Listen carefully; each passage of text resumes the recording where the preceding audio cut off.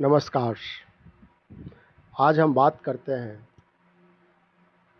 स्कूली बच्चों से संबंधित और देश की समस्याओं से रिलेटेड। मेरी एक सोच रही है कि हमारे देश की जो समस्याएं हैं वो बच्चों को स्कूल स्तर से ही बता देना चाहिए। समस्याएं अनेक हैं, लेकिन ऐसी समस्याएं जिनसे बच्चों को रूबरू होना पड़ता है, ऐसी समस्याएं जिससे समाज के एक तबका बहुत प्रभावित होता है, परेशान होता है, खास करके उन समस्याओं से। इस बीच मैं एक समस्या पर आज चर्चा करना चाहता हूँ। पानी की किल्लत। मई का महीना है और देश में पीने योग्य पानी का हाहाकार मचा हुआ है। हर एक साल की यह समस्या है। देश के विभिन्न भागों में पानी के लिए लोग परेशान हैं। कहीं कहीं तो 1, 2, 4 किलो 5 किलोमीटर जा कर के पानी लाना पड़ता है। बहुत विकट समस्या है। और झारखंड मैं जा रहता हूँ बोकारो स्टील सिटी में भी पानी की किल्लत ज़बरदस्त है। इसी दरमियान मैंने देखा कि बोकारो से होकर एक नदी बहती है जिसका नाम है गरगा नदी। वैसे तो गरगा नदी पर डैम बना हुआ है, लेकिन डैम में बहुत पानी आ जाने के कारण कभी कभी उस डैम की फाटक को खोल दिया जाता है और गरगा नदी से पानी बहने लगता है। और इतना ज़्यादा पानी बहता है कि दोनों तरफ के जो घर हैं वहाँ तक पानी का पहुँच हो जाता है।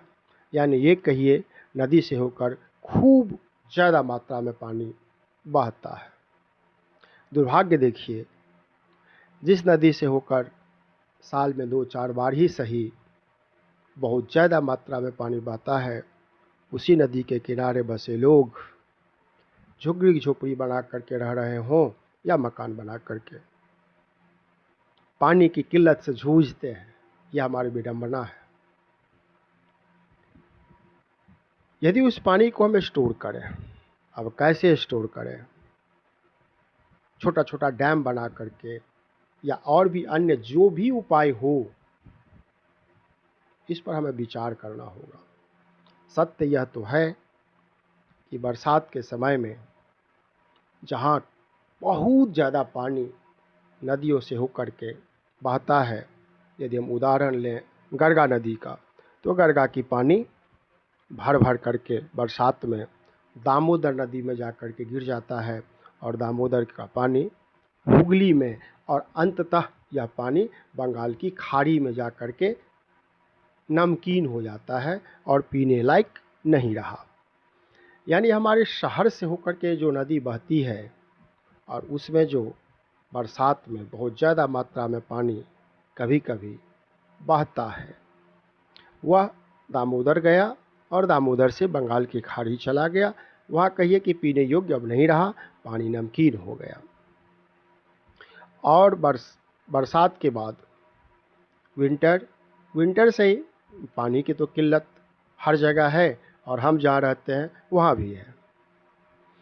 तो मैंने क्या किया कि अपने स्कूल के बच्चों को, खास करके 7-8 के बच्चों को, जो यह पानी बह रहा है इस पानी को दिखाने ले गया। मैंने कहा कि देखो, अभी हमारी नदियों से होकर कितना ज़्यादा पानी बह रहा है और इसे हम नहीं रोक पा रहे हैं और यह पानी बर्बाद हो जाएगा, यानी पीने योग्य नहीं रहेगा। लेकिन कुछ महीनों बाद इसी पानी के लिए हम तरसेंगे, हम परेशान होंगे, हम बीमार पड़ेंगे। ये कैसी विडंबना है, ये क्या परेशानी है। अब इस पानी को प्रश्न उठा कि पानी को रोकें कैसे, स्टोर कैसे करके रखें 1 वर्ष के लिए। तो यह एक समस्या है और यह समस्या हम बच्चों को बता देना चाहते हैं। और जब ये बच्चे बड़े होंगे, हो सकता है इसमें से कुछ एमएलए, एमपी भी बने, मुख्यमंत्री बने, प्रधानमंत्री बने, शासन व्यवस्था के अंग बने, समाज सेवी बने।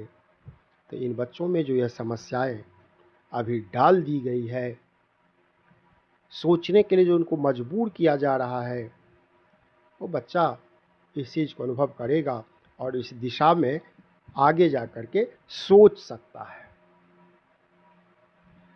अदरवाइज होता क्या है कि जब बच्चे छोटे हो रहते हैं तो इस तरह के, छोटे का मतलब मेरा 6 to 12 से है, 6ठी क्लास से लेकर के 12वीं क्लास तक, ये जो समय है बच्चे देश की समस्याओं से सफ़र तो करते हैं लेकिन समस्याओं की ओर आकृष्ट नहीं होते हैं, उस पर ध्यान नहीं देते हैं।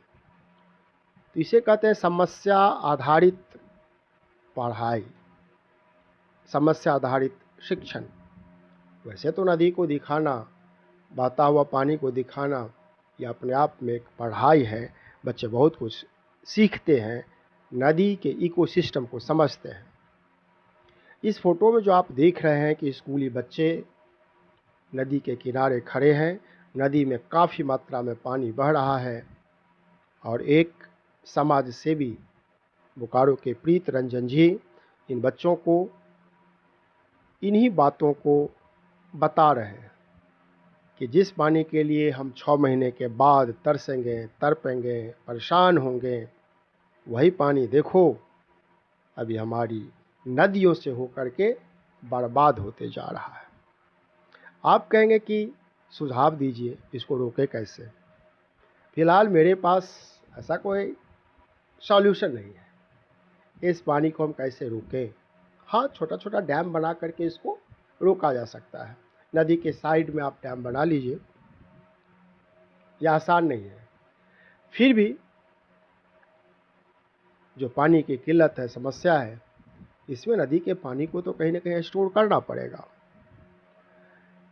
तो स्कूल के बच्चों को देश की समस्याओं से रूबरू कराने का यह एक तरीका है।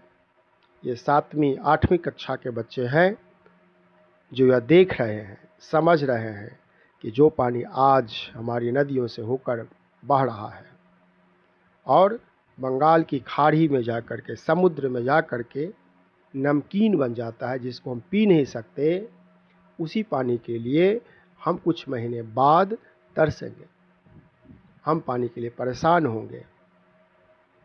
हो सकता है कि इनमें से जो सैकड़ों की संख्या में बच्चे देख रहे हैं, इस समस्या को अनुभव कर रहे हैं,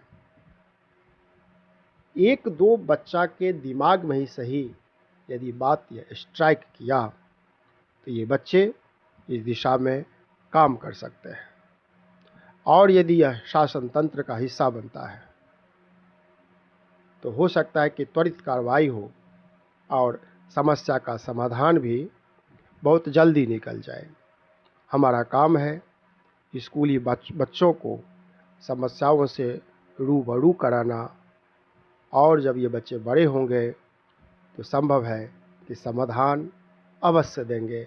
आखिर देश का भविष्य तो हमारे देश के बच्चे ही हैं। Thank you.